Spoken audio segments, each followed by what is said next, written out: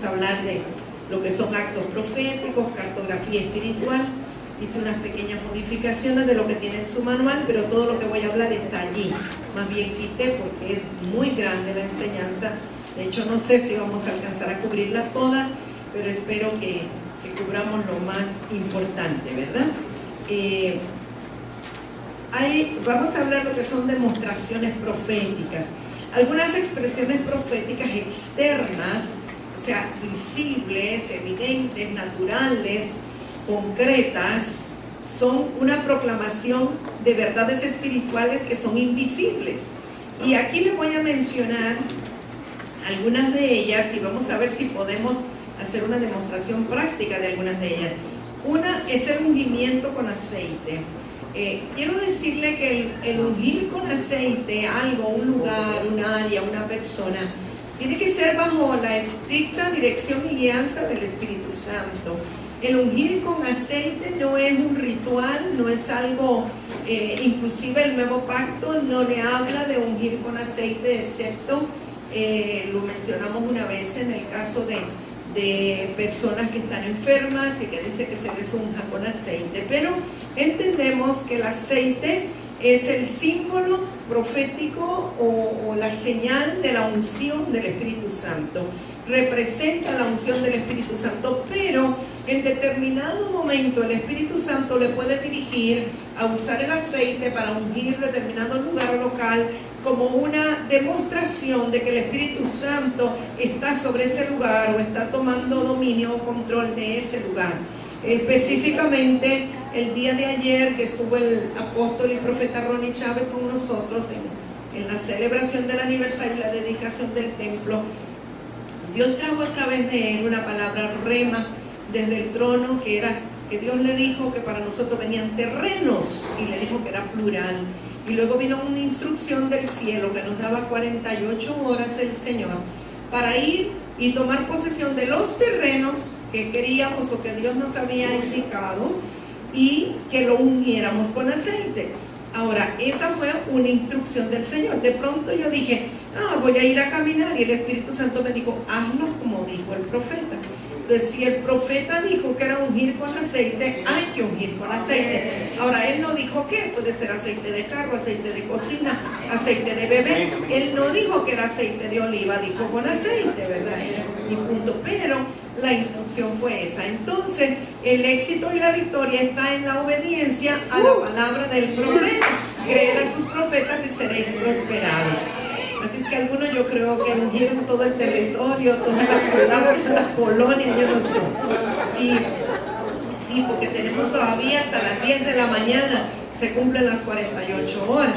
Y la pastora Cho de Belice iba urgida que ese avión llegara, porque ella va a ir a ungir todo un sector que queda cerca del aeropuerto, que siempre ha dicho que ese es el lugar para ellos, que es un lugar que donde va a haber hotel, donde va a haber casa de retiro. Y dice, ¿cómo voy a hacer, mamá? Bueno, el hermano Oscar dijo que él se ungió la planta de los zapatos y se fue a caminar por todos lados, ¿verdad? O sea, que hay que usar también la estrategia o la manera de abarcar más. Bueno, entonces esa es una demostración, pero igual a veces cuando uno está ministrando a alguien, el Espíritu Santo le puede indicar que le aplique aceite como un sello de que el Espíritu Santo está sobre la persona. Ha habido momentos, quizá en una liberación, que el Señor nos ha indicado que apliquemos aceite a la persona y vemos los resultados porque es una instrucción del Espíritu Santo. Recuerdo en una ocasión que fuimos a la montaña hace mucho tiempo y la pastora, una pastora de Comayagua, ella estaba con un dolor de estómago terrible y habían orado por ella y se quedaba hasta pálida, le habían ministrado y llegué y me dijeron, hermana Amelia, mire que la pastora Orellana está así y el Espíritu Santo me dijo, toma aceite, ora sobre él y dáselo a tomar. Y fue una instrucción del Señor. Tomé un poquito así, en un botecito, oré, declaré la palabra, más que orar, declaré la palabra. Luego le dije que se lo tomara. Inmediatamente se le fue el dolor de estómago. Ahora, no es allí no fue la propiedad medicinal del aceite, sino que fue la instrucción de Dios. Y en eso hay misterio, hermano. No le ponga cabeza a las instrucciones del Espíritu, porque la mayoría no tienen lógica, sencillamente hay que obedecer. Y los actos proféticos casi siempre son cosas que no tienen sentido o no tienen lógica. Bueno, lo segundo, el uso de banderas y estandartes. Quiero pedirle a mi hermano Martín que venga aquí con esa bandera. Mire, las banderas, los estandartes son, bueno, un pedazo de tela que usted compra en Cortitelas o lo compra en donde usted quiera. Si quiere pagar más, vaya a Comercial Canaguati, pero usted lo compra en cualquier tienda. La tela no tiene nada de mágico, la tela no tiene nada de espiritual. Es una tela común y corriente, como más le guste. Ahora, esto nos sirve como una señal, y en manos de un profeta, un pedazo de tela se convierte en un arma de guerra. Eso es lo que tenemos que entender, que por la fe, eso es un arma de guerra. Ahora, si usted quiere, eso es un movimiento de guerra. Cuando usted hace ese movimiento con la bandera, eso es un movimiento de guerra. Usted está haciendo un rompimiento en los aires, usted está declarando a los aires con fuerza, con autoridad, ¿verdad? Ahora, usted ve a veces, sobre todo más las hermanas, puede haber movimientos así como de la gloria de Dios, suavemente, ¿verdad? Pero cuando es con golpe de espada, ese es un arma de guerra. Ahora, usted puede denotar o detectar el ministerio o la línea de un profeta por la forma como usa las banderas, por la forma como usa el manto, por la forma como mueve los estandartes. Yo no ubico mucho a hermano Martín haciendo esto, ¿verdad? De hecho, creo que nunca lo he visto haciendo esto. Cuando él toma una bandera es para usarla en guerra, porque ese es su llamado, esa es su unción, es su forma de fluir. Ahora, las banderas, quizás los colores pueden denotar algo también, pero no vamos a esquematizar de que uso este color por tal cosa, pero por dirección del Señor. A veces el Señor nos dice, usa banderas rojas, y declaramos el establecimiento de la sangre de Cristo en un lugar, etcétera, porque hay colores que ya denotan, ¿verdad? El azul lo celestial, el dorado la naturaleza del Señor, y el morado lo sacerdotal, y el blanco la pureza, y etcétera. Pero no es una cosa que esto significa tal, la Biblia no lo dice, aunque nosotros encontramos en las Escrituras una gran cantidad de riqueza en cuanto a los colores. Por algo la túnica de colores de José tiene una representación espiritual muy importante. Pero usted encuentra, por ejemplo, en Apocalipsis, las piedras preciosas, que todas tenían un color diferente, son las mismas piedras que usted ve en el pectoral, que están allá atrás del sacerdote, del sumo sacerdote, y esas piedras tenían que estar en esa posición, en esa dirección, y cada una representa algo en el espíritu. Entonces, aunque hay un simbolismo, tampoco se trata de que usted va a estar regido por esas connotaciones, porque son solo un simbolismo. Y entonces por el espíritu, eso, como le dije, se convierte en algo poderoso espiritual. El teatro mudo no necesariamente tiene que ver con hacer pantomima o mímica, pero el teatro mudo o la danza profética puede ser alguien un profeta. Nosotros vemos algunas acciones de los profetas del Antiguo Testamento que hacían actos que le estaban dando un mensaje a las personas de lo que Dios, de lo que ellos están recibiendo. Están expresando un mensaje que viene de parte de Dios. Hay un lenguaje corporal. Nosotros, aún las personas sin ser profetas, todos tenemos un lenguaje corporal. El otro día yo me estaba riendo, no sé, estábamos allá del templo, la remodelación, y yo estaba hablándole algo a alguien, no recuerdo de, y de pronto veo, el pastor Remo me está observando, está hablando con Benjamín, ellos están observándome y ellos están entendiendo todo lo que yo estoy diciendo sin oír lo que estoy hablando. ¿Por qué? Porque aquí sobre todo nosotros hablamos con las manos, nos emocionamos y como que cualquiera puede captar que usted está diciendo, aunque no escuchen su voz. Pero en lo profético, ese lenguaje mudo como que se exacerba. Uno puede dar a conocer algo aún sin palabras. Y lo mismo en la danza profética. Alguien puede estar comunicando un mensaje de parte de Dios en medio de la danza. Usted ha visto, por ejemplo, tenemos allá una hermana, Abigail Fuentes, usted la ve y esas son danzas de león. O sea, ella desmenuza con las garras y es una danza de león, pero por momentos yo la veo como que es águila, como que le hace así. Yo ya no sé cuándo el león se convierte en águila, ¿verdad? Pero eso es por el espíritu, no es que ella se pone a practicar a ver cómo hacerle, no. Vemos, hermana Jolie estaba viendo el sábado una danza, pero increíble. Digo, ¿cómo se mueve de esa manera? ¿Cómo hace eso? Pero tomados por el espíritu, en danza pueden establecer algo en el mundo espiritual. A veces veo hermanos que empiezan a arrancar y a sacar, y otros están sembrando, bueno, y es parte del lenguaje mudo. No están hablando, pero están estableciendo corporalmente una verdad en el mundo espiritual, ¿verdad? Esto, como les dije, no hay que estudiar teatro, no es necesario que le enseñen como que el movimiento, tampoco hay que estudiar ballet para danzar, sino que tiene que ser en la libertad del Espíritu Santo, como Él le muestre que debe hacerlo. Esto es una parte importantísima del ministerio profético. Bueno, los banderines, pancartas o por ejemplo como estos estandartes. Los estandartes son hermosos, pero no deberían de ser solo decorativos. Qué lindo los usamos para decorar porque son bellos. Ahí representa el ingenio, la creatividad, el arte de personas proféticas, y que sus manos también, ¿verdad? Hay algo hermoso aún para combinar los colores. Aquí particularmente a veces veo unos contrastes de colores tan lindos en los estandartes que hacen. Pero la razón de los estandartes también es comunicar un mensaje.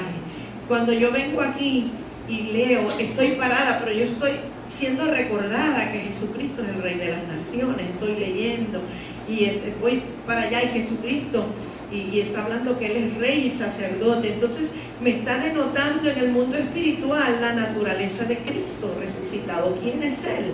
Y estamos comunicando un mensaje, pero en medio de una danza, en medio de la alabanza y de la adoración, alguien dirigido por el Señor puede tomar uno de estos estandartes. Abba Padre, ese está fijo, pero la idea es que los podamos tener, ¿verdad? Para ponerle sus stand y todo, o ponerlos con argollas de manera que los pueda mover, porque entonces cuando usted está moviendo ese estandarte, está declarando a los aires algo también, ¿verdad? Se establece algo en el mundo espiritual, se remarca, se refuerza algo. Y todo esto que usted pueda hacer con ingenio y con creatividad ayuda al establecimiento de las verdades eternas en el mundo espiritual a través de señales en el mundo natural, ¿verdad? Bueno, dijimos la danza profética, la danza coreográfica, mantos o mantas y pañuelos. Los mantos son sencillamente también un pedazo de tela, pero el manto usted lo puede usar en diferentes movimientos. Ahora, históricamente nosotros no vemos en sí el uso de mantos para eso. La única vez que se habla de manto es el manto de Elías, el cual le dejó a Eliseo. Ahora, ese manto lo que denota es autoridad, un traspaso de autoridad, y vemos que usó el manto, lo usaba Elías y luego Eliseo, y golpeaba las aguas, ¿verdad? Ahora, un manto, a mí me gusta, a veces veo a Melania que se lo amarra aquí, a veces lo amarra aquí, pero eso es parte de la creatividad de lo profético. Un manto, a Carlitos a veces le veo ceñidos los lomos con esos mantos, y yo sé que tiene en el espíritu, eso tiene una explicación y algo, los lomos ceñidos, ¿verdad? Es algo profético y que está en las escrituras. Pero un manto usted lo puede usar. Hace un rato vi a la hermana Yona que estaba como limpiando el camino con el manto, y a veces sencillamente es que está como simulando aguas, y depende de cómo usted lo mueve. Ahora, no tiene que ser, esos son muy lindos, muy bellos, pero usted lo puede hacer con las mantas de la cocina. O sea, me explico. O sea, aquí pues hay unos para que usted los use, pero usted puede hacer y saca un pañuelo de los que tiene ahí en la gaveta y usted comienza a danzar para el Señor, ¿verdad? La hermana Rosy hoy trajo un pañuelo muy lindo y la vi que estaba danzando con él. O sea, y un varón puede ser el pañuelo que usa, ¿verdad? Y a veces sencillamente denota victoria con eso, ¿no? No es que tiene que ser esto. De hecho, la gente que lo hace en su casa le va a ser más fácil hacerlo en la congregación. Entonces hay que hacerlo como parte de la vida de uno, ¿no? El sonar el shofar. ¿Dónde está hermano César? Venga, hermano César. Mire, le voy a mostrar dos tipos de shofar. Ahora, el shofar, pues ya sabemos que lo suenan los hebreos, los israelitas, que tienen varias razones por las cuales se suenan, como una convocatoria para una celebración, pero tenemos este pequeño shofar, que este era más que todo para llamar a la guerra. Usted puede sonar este, hermano. Es más duro, ok. Pero suene este. El shofar entre los hebreos hay 3 tipos de toque, pero no vamos a entrar en eso. Hay cortos, largos, combinación de 2 cortos, 1 largo, 3 largos, etc. Pero cuando se suena el shofar en un ambiente profético, está denotando que la voz profética está hablando o está siendo establecida. Pero hay momentos de sonar el shofar como que fuera como para remarcar el momento de éxtasis, de gozo, de algarabía, ¿verdad? Suénalo, hermano, por favor.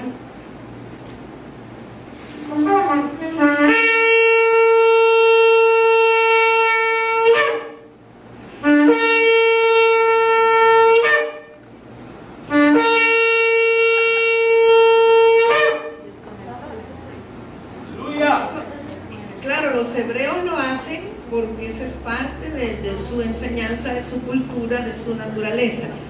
Nosotros no somos hebreos, pero somos israelitas espirituales.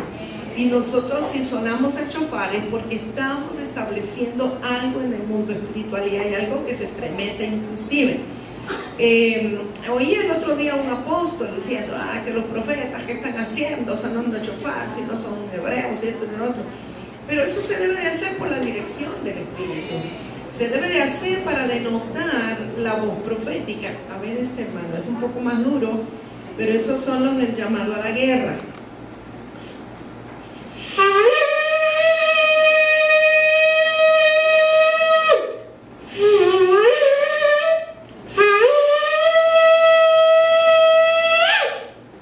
Ese tiene un sonido más agudo, más duro para sonarlo. Hay que arreglarle la boquilla. Pero gracias, hermano César. Pero si, miren, el pastor ya acudió al llamado, le escuchó el shofar y allá viene el pastor nuevo. ¿Sí? Y así, amados, hay muchas otras cosas que el Señor nos puede indicar hacer. Los sonidos son importantísimos en el ambiente espiritual. Por eso los músicos, los adoradores que tenemos, tiene que ser gente profética.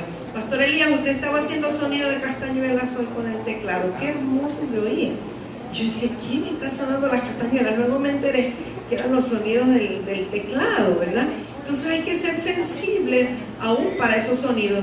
Hermano Jonathan es muy creativo. A veces lo oigo unos ruidos y es él que está con su boca haciendo sonidos a través del micrófono. Y todo esto tiene que ver con lo profético. La gente profética es muy creativa, lo que no sabe se lo inventa, pero esperamos que venga todo del Espíritu Santo, ¿verdad? Bueno, entonces todo esto que hemos hablado de las demostraciones proféticas es parte de la restauración y la restitución que Dios está trayendo a su pueblo de lo que le robó el enemigo. Esto incluye restauración en las diferentes áreas de las artes. El sábado por la noche, los jóvenes dirigidos por nuestra hija Rebeca hicieron un pequeño drama y estaban representando el inicio del ministerio, cómo eran las cosas en aquel tiempo. Y bueno, nos gozamos tremendamente, pero ver ese ingenio, esa habilidad, ese arte, que es parte de la creatividad de la gente profética. Y luego ayer el apóstol Ronnie le daba una palabra a ella relacionando esa habilidad en las artes con el llamado profético en su vida. Entonces la gente profética es muy artística. Las señales proféticas en la guerra espiritual estratégica deberán usarse exclusivamente bajo la dirección del Espíritu Santo, ¿verdad? No es que usted va a inventar que porque vio que fulano hacía, usted va a hacer, que porque ahí pasaron un reportaje en enlace y que estaban haciendo tal cosa, entonces yo lo voy a hacer. No, sino que el Espíritu Santo le va a dirigir a cada uno qué es lo que va a hacer y cómo lo va a hacer y cuál es el propósito. Nunca debemos hacerlo por imitación, por doctrina, por ideas o porque eso podría convertirse como un fetichismo, ¿verdad? A veces podemos hacer las cosas como rutinariamente y entonces ya no es la dirección del Espíritu. Los actos simbólicos son una manera de expresar en forma comprensible a los demás el mensaje de Dios. Los profetas del Antiguo Pacto llevaban a cabo acciones que al interpretarse daban a conocer verdades que Dios quería manifestar. Entre estas acciones podemos mencionar: el profeta Eliseo le pide a Joás, rey de Israel, que golpee la tierra con saetas. Esto significaba cuántas veces Siria sería derrotado. Vamos a leer Segunda de Reyes, verso 13, verso 17 al 19. Dice: y dijo: abre la ventana que da al oriente. Y cuando él abrió, dijo Eliseo: tira. Y tirando él, dijo Eliseo: saeta de salvación de Jehová y saeta de salvación contra Siria, porque herirás a los sirios en Afec hasta consumirlos. Y le volvió a decir: toma las saetas. Y luego que el rey de Israel las hubo tomado, le dijo: golpea la tierra. Y él la golpeó 3 veces y se detuvo. Entonces el varón de Dios, enojado contra él, le dijo: al dar 5 o 6 golpes hubieras derrotado a Siria hasta no quedar ninguno, pero ahora solo 3 veces derrotarás a Siria. O sea que el número de golpes que diera Joás, era, ¿verdad? El rey Joás iba a determinar la victoria. O sea, el Señor a veces nos da una instrucción profética, pero nosotros nos quedamos cortos, o somos poco agresivos, o nos limitamos, o nos cansamos, y entonces le ponemos el tamaño a lo que Dios quiere hacer. Y este es un buen ejemplo de que solo 3 golpes que diera Joás, era, ¿verdad? El rey Joás iba a determinar la victoria. O sea, el Señor a veces nos da una instrucción profética, pero nosotros nos quedamos cortos, o somos poco agresivos, o nos limitamos, o nos cansamos, y entonces le ponemos el tamaño a lo que Dios quiere hacer. Y este es un buen ejemplo de que solo 3 veces lo golpeó, entonces pues 3 fue lo que él recibió. Por ejemplo, el profeta Isaías se quitó su calzado, se desnudó y anduvo con las nalgas al aire por 3 años, para simbolizar que así sería llevado prisionero a Egipto y Etiopía a Siria. Así lo dice la Biblia, así que yo lo repito. Ahora, Isaías 24 dice: así llevará el rey de Asiria a los cautivos de Egipto y los deportados de Etiopía, jóvenes y ancianos, desnudos y descalzos y descubiertas las nalgas, para vergüenza de Egipto. Ahora, para hacer un acto profético de esta naturaleza, tiene que ser el profeta muy sensible a Dios, muy obediente a lo que le están diciendo, porque aquí conlleva el hacer el ridículo y muchas cosas, ¿verdad? Póngase a meditar que si el Señor le da una palabra de estas, ¿cuántos lo harían? ¿O cuántos lo pensarían para hacerlo? ¿Obedecería a Dios aunque hiciera el ridículo? Correr el riesgo de que lo lleven preso cuando lo vean medio desnudo por la calle. Pero él, amados, 3 años de esa manera, solo para determinar proféticamente un mensaje que Dios estaba comunicando, ¿verdad? El profeta Jeremías usó quebrar una vasija como ejemplo de quebrantamiento total. Jeremías 19:11: y les dirás: así ha dicho Jehová de los ejércitos, así quebrantaré a este pueblo y a esta ciudad, como quien quiebra una vasija de barro que no se puede restaurar más. Y en Tofet se enterrarán, porque no habrá otro lugar para enterrar. Ahora, uno de los símbolos proféticos más dramáticos fue el matrimonio de Oseas con una mujer ramera, que con eso estaba dando el ejemplo de la infidelidad de Israel, pero el amor incondicional de Dios para con Israel. Usted se pone a pensar, ¿verdad? ¿Qué haría si Dios le dice: te vas a casar con esta prostituta porque quiero que seas una señal para mi pueblo? Lo pensaría y lo requete pensaría, ¿verdad? Si los varones muy machos y viriles de nuestro pueblo piensan y repiensan casarse con una mujer que ya tuvo un hijo, que ya tuvo una relación, no, que yo la quiero virgen, yo la quiero nueva, y ya se imagina que le digan a usted que es con una ramera que se va a casar. O sea, el profeta fue obediente, y eso fue tremendo. eso. Usted lee el libro de Oseas. Qué hombre, uno dice qué parte dura le tocó a este profeta. Pero él estaba haciendo una señal para Israel. Oseas 3, del 1 al 3, me dijo otra vez Jehová: ve, ama a una mujer amada de su compañero, aunque adúltera, como el amor de Jehová para con los hijos de Israel, los cuales miran a dioses ajenos y aman a tortas de pasas. La compré entonces para mí por 15 ciclos de plata y 1 homer y medio de cebada, y le dije: tú serás mía durante muchos días, no fornicarás ni tomarás otro varón, lo mismo haré yo contigo. Y ya sabemos todo el resto de la historia y lo que al final el Señor dice, ¿verdad? Que ya ahora no me llamarás Ish o Ichi, sino Balí, no me llamarás Balí, sino Ichi, etc. O sea, el Señor estaba denotando a través de esto que quería una esposa para él y un marido que era fiel y todo lo que conoce. Pero esto es parte de actos y demostraciones proféticas a través de los profetas. Tenemos un ejemplo en el Nuevo Testamento. El profeta Agabo usa un cinto para darle un mensaje a Pablo sobre las prisiones que va a recibir o va a pasar en Roma. Hechos 21, 10 al 11. Y permaneciendo nosotros ahí algunos días, descendió de Judea un profeta llamado Agabo, quien viniendo a vernos tomó el cinto de Pablo y atándose los pies y las manos dijo: esto dice el Espíritu Santo, así atarán los judíos en Jerusalén al varón de quien es este cinto y le entregarán en manos de los gentiles. Entonces, bueno, ya sabemos que Pablo, a pesar de eso, él insistió en ir, pero el Señor está usando a un profeta, aunque Pablo era un apóstol, para darle un mensaje, para que él estuviera advertido. Entonces, muchas veces los profetas usaban un objeto como ejemplo para hacer más gráfico una enseñanza. A menudo le daban connotaciones o le atribuían simbolismos a los objetos. Por ejemplo, en el caso de Jeremías habla del árbol de almendro. Jeremías 1, 11 al 12. La palabra de Jehová vino a mí diciendo: ¿qué ves tú, Jeremías? Y dije: veo una vara de almendro. Esa es una visión que él está teniendo. Y me dijo Jehová: bien has visto, porque yo apresuro mi palabra para ponerla por obra. En este caso es Dios dando visiones y revelaciones a los profetas de algo que tiene una connotación. O sea, no solamente es necesario que el profeta vea la visión, sino que la interprete, o alguien más interprete qué es lo que Dios le está queriendo decir.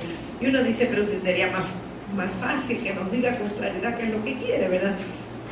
Pero yo creo que es parte de la activación nuestra. Por ejemplo, la olla de la comida hirviendo en Jeremías es un símbolo del poder del enemigo que vendría del norte. Jeremías 1, 13 al 14. Vino a mí la palabra de Jehová por segunda vez diciendo: ¿qué ves tú?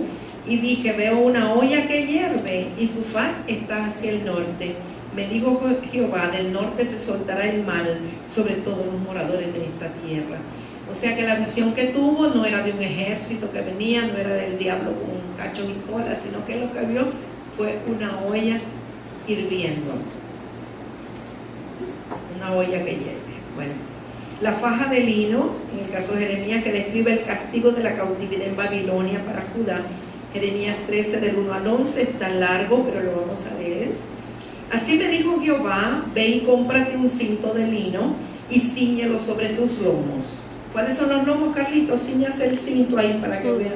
Sí, cinto ceñido a los lomos, porque nosotros hemos malinterpretado. Le dicen: a ver, denle ese lomo, que le voy a dar, y creen que es aquí. Los lomos son ahí. Tiene que ver con engendrar, tiene que ver con fertilidad. Gracias, Carlitos. Dice: cíñelo sobre tus lomos y no lo metas en agua. Y compré el cinto conforme a la palabra de Jehová y lo puse sobre mis lomos. Vino a mí segunda vez palabra de Jehová diciendo: toma el cinto que compraste, que está sobre tus lomos, y levántate y vete al Éufrates y escóndelo allá en la hendidura de una peña. Fui pues y lo escondí junto al Éufrates como Jehová me mandó. Y sucedió que después de muchos días me dijo Jehová: levántate y vete al Éufrates y toma de allí el cinto que te mandé esconder allá. Entonces fui al Éufrates y cavé y tomé el cinto del lugar donde lo había escondido. Y he aquí que el cinto se había podrido. Para ninguna cosa era bueno. Y vino a mí palabra de Jehová diciendo: así ha dicho Jehová: así haré podrir la soberbia de Judá y la mucha soberbia de Jerusalén. Este pueblo malo que no quiere oír mis palabras, que anda en las imaginaciones de su corazón y que va en pos de dioses ajenos para servirles y para postrarse ante ellos, vendrá a ser como este cinto, que para ninguna cosa es bueno. Porque como el cinto se junta a los lomos del hombre, así se juntará a mí toda la casa de Israel y toda la casa de Judá, dice Jehová, para que me fuesen por pueblo y por fama, por alabanza y por honra. Pero no escucharon. Era todo un gran mensaje que estaba expresado sencillamente con un cinto de lino que fue puesto en la hendidura de la peña. Entendemos que la peña es Cristo, ¿verdad? Y nosotros estamos escondidos en la hendidura de la peña. Por ejemplo, las 2 cestas de higo, símbolo de los del cautiverio y los que quedaron en su tierra, sus bendiciones y sus maldiciones. Jeremías 24 del 1 al 10. Después de haber transportado a Nabucodonosor, rey de Babilonia, a Jeconías, hijo de Joacim, rey de Judá, a los príncipes de Judá y los artesanos y herreros de Jerusalén, y haberlos llevado a Babilonia, me mostró Jehová 2 cestas de higos puestas delante del templo de Jehová. Una cesta tenía higos muy buenos como brevas, y la otra cesta tenía higos muy malos, que de malos no se podían comer. Y me dijo Jehová, ¿qué ves tú, Jeremías? Y dije, higos buenos, muy buenos, y malos, muy malos, que de malos no se pueden comer.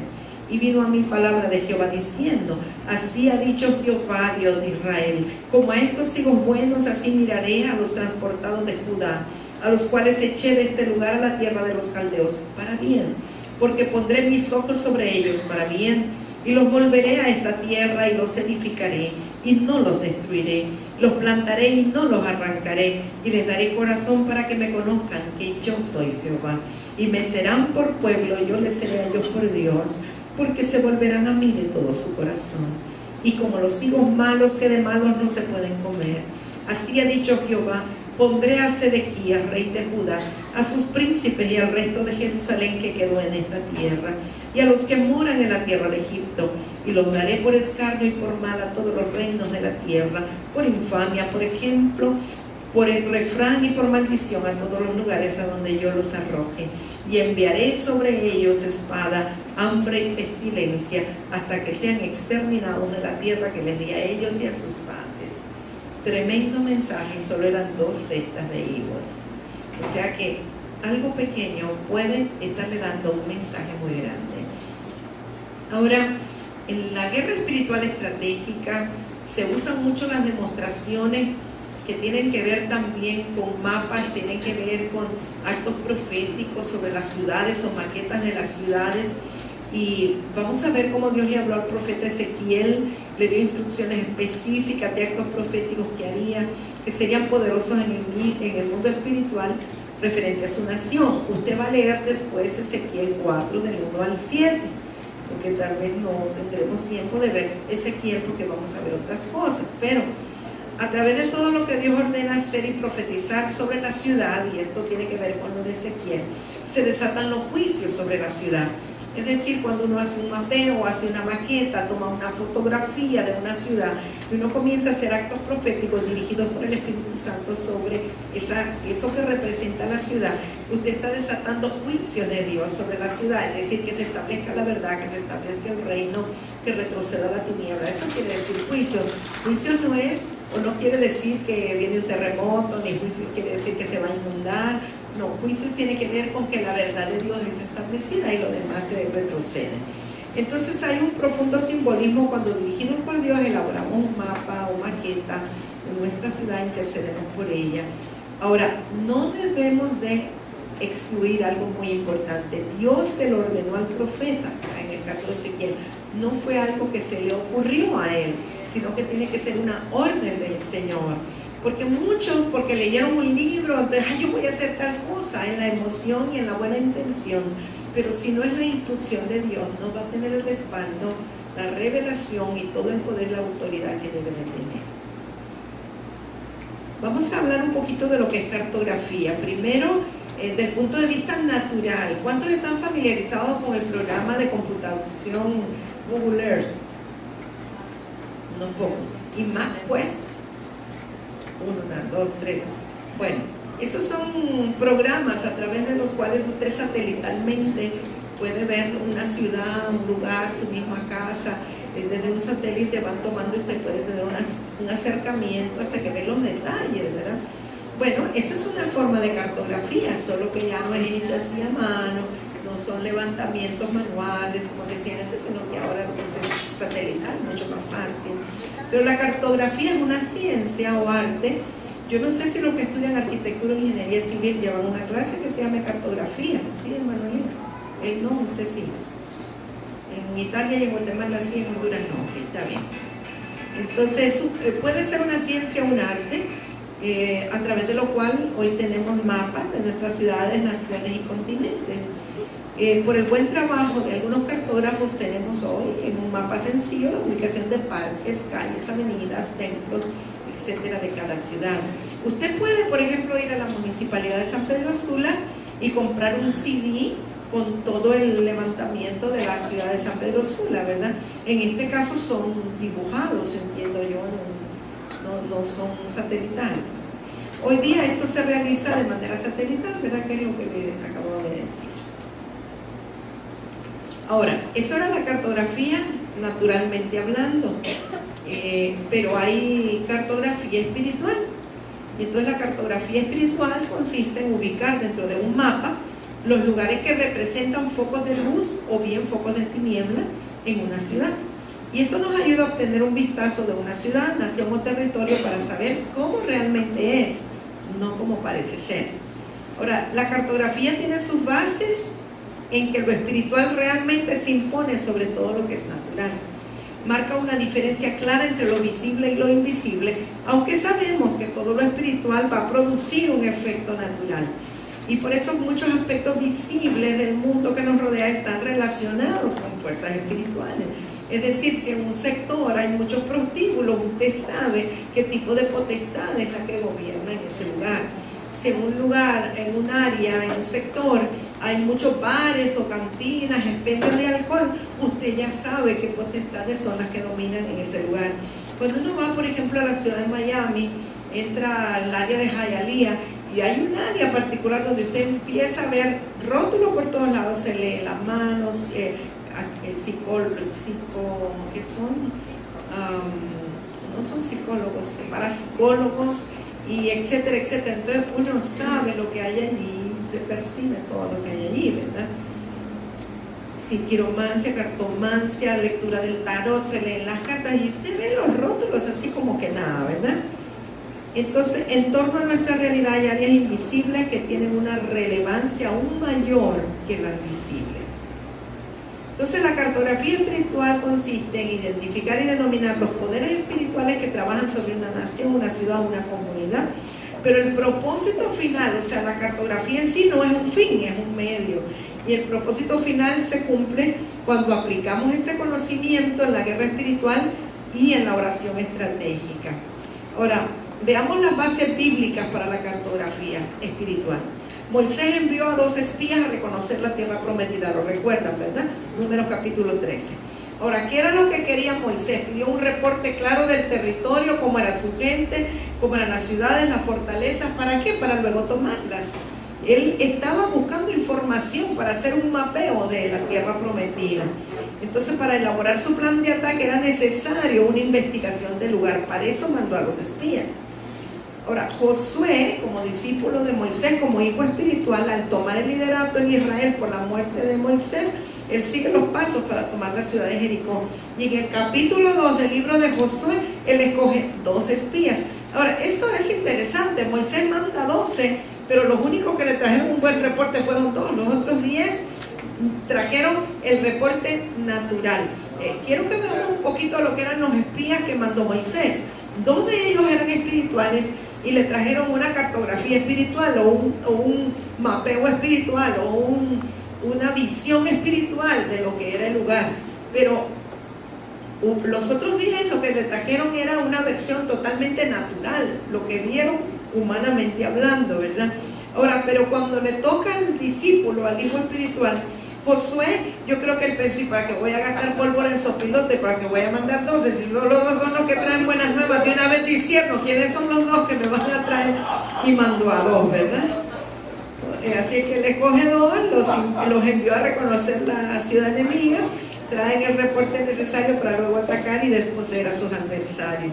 Ahora, Ezequiel nos describe en su capítulo 9 la visita para enjuiciar a la ciudad de Jerusalén de parte de los enviados de Dios. El profeta Zacarías en el capítulo 2 nos habla de la medición de Jerusalén. No sé si se acuerdan de esto, que dice que Zacarías ve a un varón que anda un cordel en la mano para medir. Casi siempre cuando en la Biblia habla de medir, o tiene una vara o tiene un cordel, ¿verdad? Y entonces le pregunta, ¿a dónde vas? Y le contestó el varón, a medir a Jerusalén, para ver cuánta es su anchura y cuánta es su longitud. Ahora, en Apocalipsis hay otra escritura que aparece un varón que anda midiendo el templo y los adoradores que se encuentran. ¿Cómo los podía medir, amados? ¿Cómo cree usted que podía medir los adoradores? ¿Les mediría la estatura? ¿Les mediría la cintura? ¿Cómo los midió? El nivel de adoración, la profundidad que podían alcanzar. O sea, que la vara o el cordel solo es un símbolo de medida, pero en sí no es que están midiendo físicamente hablando. Eso también es una representación profética, es un simbolismo. Está midiendo el corazón del adorador, está midiendo el peso del adorador, está midiendo la clase. Mire, hay gente que canta lindo, que canta como un ángel, como un pajarito, que canta en lenguas, que dice cosas, pero si tiene resentimiento en su corazón, cuando vienen a medirlo, no le van a medir las lindas palabras que salen, le van a medir la limpieza del corazón. Así es que se miden los adoradores. Los verdaderos adoradores se miden de esa manera. Si usted guarda resentimiento contra alguien, aunque cante en lenguas, interprete todos los mensajes, cuando lo midan no pasa la prueba. En cambio hay otros que tu corazón está limpio y aunque no hagan muchas caramuzas, es más adorador que el que habla o dice muchas cosas. Entonces, es necesario la cartografía espiritual y la intercesión o la oración de guerra estratégica son una parte importante de lo profético, del ministerio profético. Necesitamos entender el mover profético, necesitamos aceptar que el ministerio profético está activo hoy más que nunca y que se debe hacer uso de los dones de revelación del Espíritu Santo. Ahora, cuando la gente va a salir a interceder, que están siendo dirigidos por un mapa que ha sido establecido después de hacer una cartografía, los intercesores que deben de hacer ese trabajo tienen que estar ungidos por Dios, pero maduros en la fe, con dones del Espíritu Santo operando en ellos. ¿Qué es maduros en la fe? Que no se van a poner a hacer cosas y emocionarse por cositas, sino que tienen la madurez para tener templanza y dominio propio también. Hay que usar verdaderos guerreros del Señor. Ahora, los que van a participar en este trabajo, para ellos es más importante el carácter que los dones. Aunque los dones son muy importantes, el carácter es más importante que los dones. Todas estas incursiones de intercesión y guerra espiritual, después de que usted ha hecho un mapeo y va a ir a tomar la ciudad, etc., normalmente es dirigido por apóstoles o por profetas apostólicos. Ellos son los que tienen la revelación, la unción y el llamado de Dios para realizar este tipo de trabajos. Pero como esto es un trabajo de equipo, tiene que haber también otros profetas, o habrá aprendices de profetas, y tiene que haber adoradores y músicos, o sea, es intercesores, guerreros, es todo un trabajo de equipo. Ahora, para que haya éxito en esta compañía o en este equipo, tiene que haber armonía y tiene que haber unidad en el equipo. Unidad de fe, de medida de fe, pero también armonía y respeto hacia la autoridad que está dirigiendo o comandando ese equipo, esa compañía que va a tomar decisiones o a establecer o a decretar o a declarar. Esto es muy importante. Mire, no es necesario que la gente del equipo sean de la misma congregación, pero sí es necesario que los miembros del equipo reconozcan la autoridad del que comanda el equipo y le respeten. Porque si hay alguien, aunque sea muy ungido, pero no tiene respeto por la persona en autoridad, si es alguien que difama a la persona en autoridad, no puede ser parte del equipo. ¿Me explico, verdad? Sí, no pasa nada, más bien es como carnada para el enemigo. Entonces tenemos que cerrar todos los posibles portillos en estas cosas de guerra espiritual. Entonces hay líderes intercesores que hacen el recorrido de oración intercesora. Esta gente tiene que ser preparada a través del conocimiento de la palabra, arrepentimiento de obras muertas, el arrepentimiento genuino en su corazón, humillación y santificación. Uno de los grandes problemas en esto es el ego. Ahora, el ego no solo se manifiesta cuando la gente dice, es que yo soy. No, hay muchas maneras como el ego se manifiesta. Por ejemplo, cuando usted considera que usted merece algo porque es alguien, es un problema de ego. Cuando usted tiene expectativas de que la gente debe de tratarlo de cual o tal manera, es problema de ego. O sea, el ego se manifiesta de diferentes formas. Entonces, la gente que vaya a ir en un equipo de estos tiene que ser gente tratada en humillación, o sea, gente humilde, sencilla de corazón, porque si hay una puerta abierta para el enemigo es la soberbia y la altivez, y si se van a encontrar o se van a ir a enfrentar contra el enemigo, tienen que ir en santidad, en humildad y arrepentidos de corazón de cualquier acción. Ahora, se va a obtener todo el material posible sobre la ciudad o el territorio que se va a trabajar. Cuando hablamos del material, estamos hablando tal vez de información histórica, cosas que va a conseguir en biblioteca, en internet, pero hay un equipo que está consiguiendo esa información, mientras hay un equipo que está recibiendo la revelación, y hay otro equipo que probablemente va a conversar con las personas que vivieron allí o los ancianos que le cuentan cómo era la cuestión en ese lugar, qué fue lo que ocurrió. Y usted cuando habla con los ancianos le dice, mire, pero aquí hubo una matanza, aquí mandaron a colgar a no sé quién, y le van a dar detalles que quizás no los encuentra en las enciclopedias o en el internet. Entonces después estos equipos se juntan y estamos casi seguros que la revelación que reciben unos es confirmación de la información que traen los otros, tanto los de la parte histórica como los de la parte de hacer entrevistas a los pobladores. Y en base a eso es que se hace una cartografía espiritual o un mapeo espiritual antes de salir para establecer actos proféticos o entrar en guerra espiritual estratégica o intercesión, ¿verdad? Entonces, por encima de toda información natural o historia está la revelación del Espíritu Santo y el don de discernimiento de espíritus. En todas estas prácticas debemos ser dirigidos por el Espíritu Santo. Ya dijimos de no hacer por imitación, rutina, sino bajo la dirección del Espíritu. Debemos identificar los planes del enemigo, estrategias, artimañas, complots sobre áreas específicas geográficas para contrarrestarlas o detenerlas a través de la declaración o de los decretos, ¿verdad? Ahora, esta segunda parte, el deseo del corazón de Dios y el deseo de los apóstoles o profetas que están organizando una toma de un lugar o de una comunidad, es que toda la ciudad o todos los ministros o los príncipes o los pastores o los líderes de una ciudad se puedan involucrar. Ahora, esto yo diría que es casi como un ideal inalcanzable. ¿Por qué razón? Porque si no están en unidad de espíritu, si no piensan lo mismo, si no tienen el mismo sentir, usted se puede estar pasando años de años queriendo lograr la unidad de los pastores de una ciudad y se va a hacer viejito y eso no va a llegar y usted no va a hacer aquello que tenía que hacer. O sea, mi sentir es que la persona a la que Dios le mandó trabaje con los que están en acuerdo con él. Amós 3:3, ¿cómo pudieran andar juntos dos que no estuvieran de acuerdo? El asunto no es llevar a todos los pastores que no creen en el diablo. El asunto es llevar a aquellos que creen en la misión que Dios le mandó a hacer.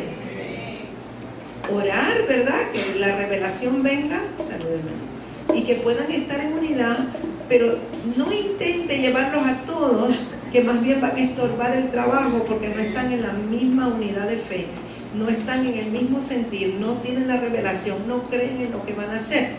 Vaya, y puede ser que alguien sea un apóstol o que sea un profeta y que sin embargo no crea en los actos proféticos. Y si usted de parte de Dios recibe hacer actos proféticos, ¿para qué quiere gente que no cree en los actos proféticos? Que lo que usted esté haciendo Él lo está deshaciendo. Es mejor que vayan 2 o 3 de acuerdo. De todas maneras, Jesús dijo que solo ocupa 2 o 3 de acuerdo en su nombre. Preferible que sean pocos y de acuerdo, y no estar esperando a que se pongan de acuerdo todos los pastores de la ciudad, porque yo le digo, tal vez la tercera generación va a lograr ver las cosas.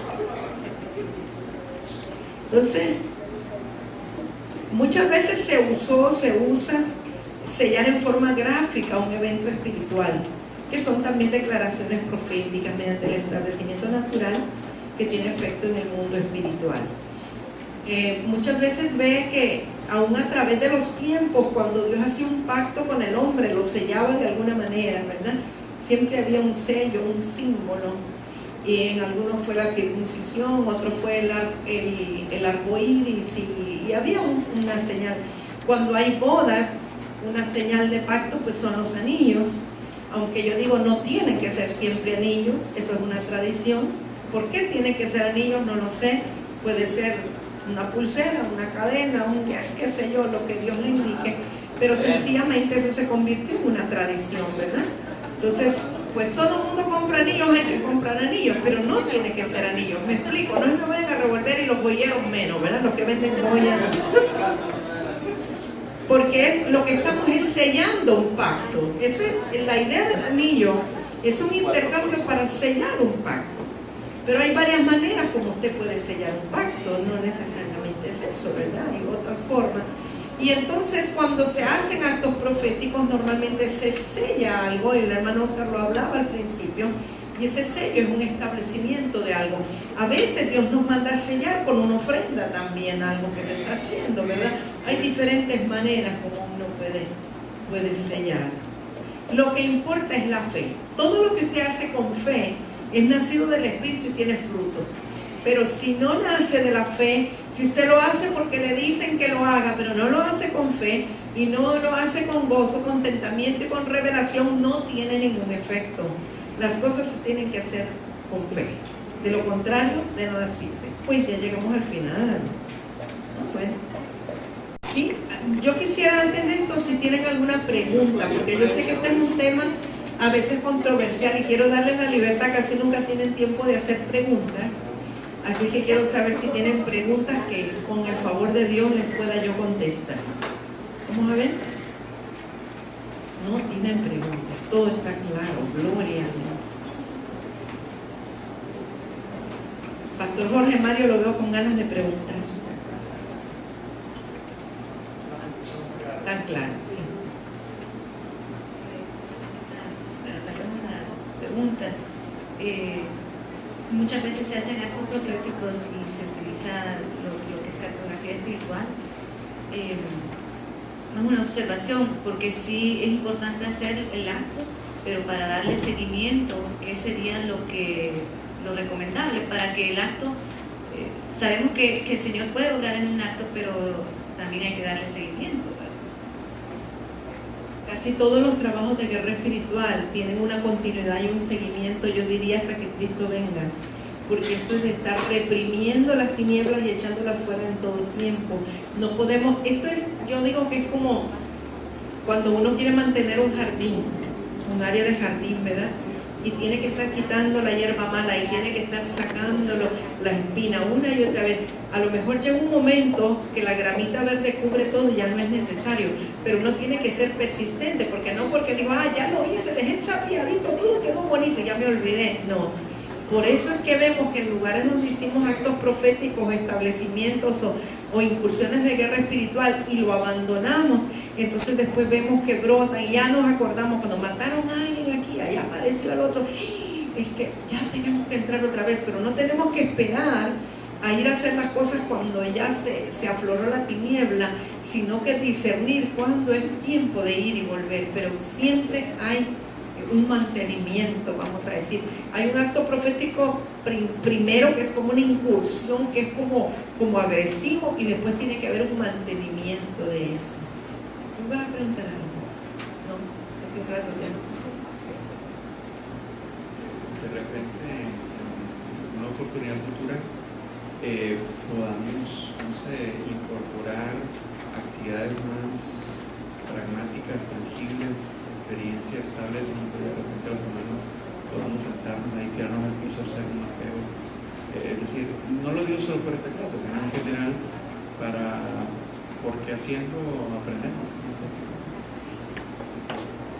De hecho, yo tenía el sentir con los hermanos de Camino Nuevo, hace rato que tengo la inquietud, porque ellos están, yo sé que en el área de Barandilla, reuniéndose con los pastores, orando, ¿verdad? Entiendo, por la ciudad, por la colonia, y sería bien interesante hacerlo como un taller, ese mapeo espiritual, o sea que con estas bases ustedes ya pueden distribuir los equipos y traer la información y luego sentarnos a hacerlo juntos, y sería una bonita experiencia y ver el antes y el después, ¿verdad?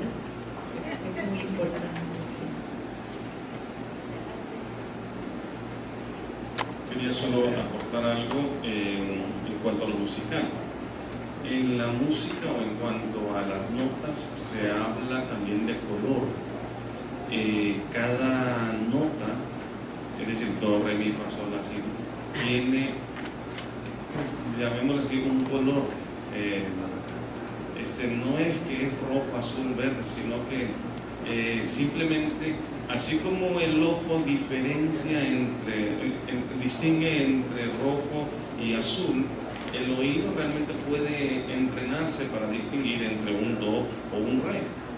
Y la verdad es que así como el rojo nos inspira fuerza o vigor y quizás un lila nos inspira ternura y suavidad, entonces de la misma manera un do tiene una personalidad, si podemos decirlo así,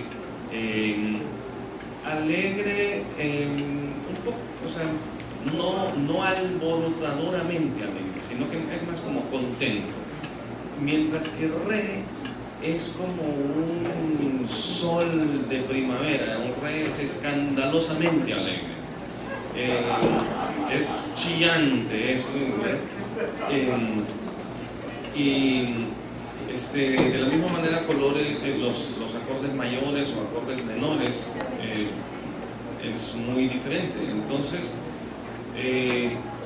cuando por ejemplo hay una canción, a veces uno escucha una canción, uno sabe que la canción es de guerra, varón de guerra es Jehová, pero le está cantando una hermanita que ella no la puede cantar por la misma nota en la que la cantó el compositor, por así decirlo, porque simplemente el compositor fue varón y la canta en una nota y no le queda bien a la hermana porque lo queda muy grave. Entonces los músicos tienen que cambiar la nota para adecuarse a la voz de ella, y resulta que usted la oye y dice, bueno, la canción está hablando de guerra, pero no suena a guerra, no suena, ¿verdad? No parece que esté enojada esa muchacha, ¿verdad? Y a veces simplemente lo cambiaron a un acorde que tiene otro color. Entonces, por así decirlo, como que la pusieron en rojo y ahora la están tocando en lila. Entonces, por más violento que trate de ser, usted escribe, sean esparcidos tus enemigos, pero la escribe con un marcador rosado y no inspira, ¿verdad? Entonces, aunque no parezca, el por qué acorde se toca una canción cambia mucho, y de hecho hay siempre una canción suena mejor por el acorde en el cual fue compuesto. En la medida de lo posible nosotros tratamos de no cambiarlo, y a veces por eso mejor, bueno, esta persona compuso la canción y es por esa nota y se la cedemos, aunque yo esté dirigiendo la alabanza, mejor que la cante la persona, porque ese es el canto de ahorita, y en vez de cambiar la nota para mi conveniencia, entonces mejor la dejamos así. A veces hacemos eso por eso. Pastor Remo y hermano Martín quieren tomar una bandera cada uno de este lado, y quisiera Melania y a Fefi por aquí con un manto cada una, y entonces yo quiero que ustedes actúen o gestionen con las banderas ahí de acuerdo a lo que el pastor Elías va a tocar. Y yo quisiera que fueras así como dramáticamente distinto, como que guerra, y después te vas hacia una adoración suave, tipo Maranata, no sé, y así, pero que se vea bien marcada la diferencia entre lo primero y lo segundo, tipo valso, no sé. Por ejemplo, hace un rato estábamos con el Yo Soy de mi amado, podíamos usar algunas de esas, y en cambio está el... Sí. Y entonces, porque esto es un arte, ¿verdad? Que tiene que fluir de acuerdo a cómo va la música. No va a salir uno distorsionado con la música. Y estará el baterista. De hecho, la diferencia de sonidos se llama timbre realmente, y cada timbre tiene su característica también. Un conjunto de trompetas no queda muy bien en una canción suave. Para que se pueda, si yo me quito entonces.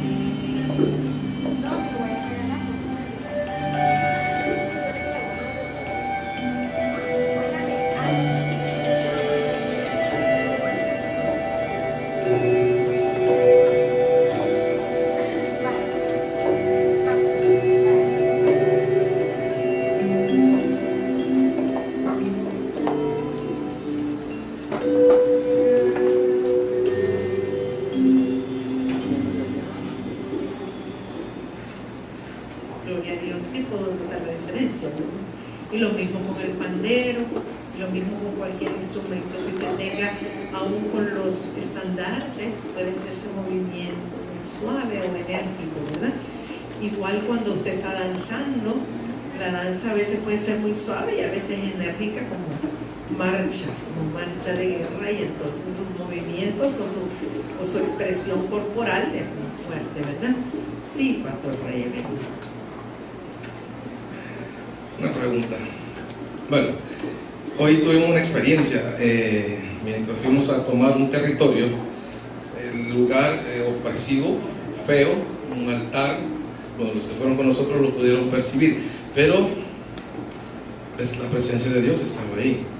Como nunca yo sentí, es más, se me llenaron los ojos de lágrimas de la presencia de Dios en un lugar tan feo, pero la presencia de Dios estaba ahí. Era algo extraordinario, era precioso. Y le dije a Rosy, a mi esposa, la presencia de Dios estaba ahí. Un lugar feo, de verdad. Pero qué lindo que somos portadores de la presencia donde entramos. Algo sucede cuando empezamos a poner la planta de los pies para que se cumpla lo que dice la palabra del Señor, que es declarado territorio santo de Jehová.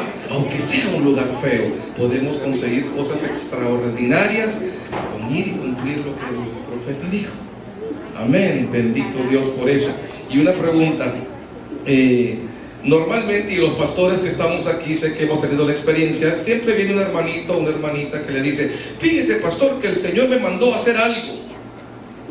Y a lo mejor el pastor no ha recibido nada al respecto. Ahora, mi pregunta es: ¿qué hace el pastor? Me lo está poniendo difícil. Es bien complicado, porque la persona que cree que Dios le dijo no lo puede convencer de lo contrario. De hecho, mucha gente, cuando viene donde los pastores, porque quiere informarle de algo y no pedir su consejo ni su aprobación, de antemano le dices que Dios me dijo tal cosa, y cuando Dios dijo no puede decir nada. Entonces, yo pienso que en la medida que los pastores enseñan correctamente al pueblo, lo disipulan de acuerdo a la palabra y los enseñan y los instruyen que lo que es de Dios, Dios lo va a confirmar también a través de sus autoridades espirituales, y la gente en amor desea someterse antes de hacer cualquier cosa. En la obediencia está la bendición. Aunque Dios le hubiese mandado a usted hacer algo, pero cuando usted va con su autoridad espiritual, no está de acuerdo y le dice: hermano o hermanita, mejor esperemos, y usted se somete y se sujeta y espera, Dios, aunque Él se lo hubiera mandado a hacer, se lo va a tomar como que ya lo hizo, por cuanto usted escogió someterse a la autoridad delegada por Dios. El someterse a los pastores trae gozo a los pastores, dice Hebreos, y usted va a librar su responsabilidad. En todo caso, el pastor es el que va a tener problemas si acaso Dios se lo había dicho, pero ese ya no es su problema. Usted cumple al someterse a la instrucción de su pastor. Hermano Horacio, sí.